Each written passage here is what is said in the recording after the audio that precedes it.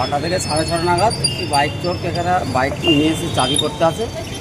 এই মুহূর্তে সবথেকে বড় খবর, আমরা খবর পেলাম কিছুক্ষণ আগে বা সন্ধ্যা 6টা নাগাদ একটা বাস স্ট্যান্ড থেকে বাইক চোরকে মানে স্কুটি সমেত ধরা হলো।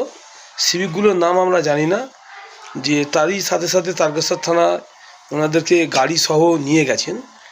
আপনারা তো এখানকার দোকানদার, আপনি কি বলবেন এই বিষয়টা, কতটা জানেন, কি বলবেন? আপনার নাম?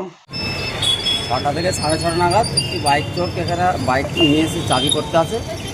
সিভিক 3টে যারা ডিউটিতে ছিল তারা গিয়ে ধরে, ওকে ধরে তারকেশ্বর থানাকে খবর দেয়। তারকেশ্বর থানা এসে বাইকটি এবং বাইক চোরটিকে, যে বাইক চুরি করেছিল তাকে উদ্ধার করে নিয়ে যাওয়া হয় তারকেশ্বর থানায় নিয়ে। এবং বাইক চোরকে ধরেছে বা বাইকটা যে উদ্ধার হয়েছে, সে যার বাইক সে মালিককে প্রকৃত পাওয়া গেছে জানেন? এসব কিছু জানে না, সিভিক বাহিনীর যারা 3জন ছিল ওরাই জানে। ওরা যোগাযোগ করতে পারে, কিংবা থানায় যোগাযোগ করবে। আপনার পরিচয়? আমি এখানকার দোকানদার। আপনার নাম কি? শেখ মসিয়ার রহমান। আপনার নাম কি?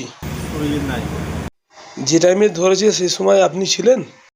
আমরা এখানে দোকানেই ছিলাম, তখন আসে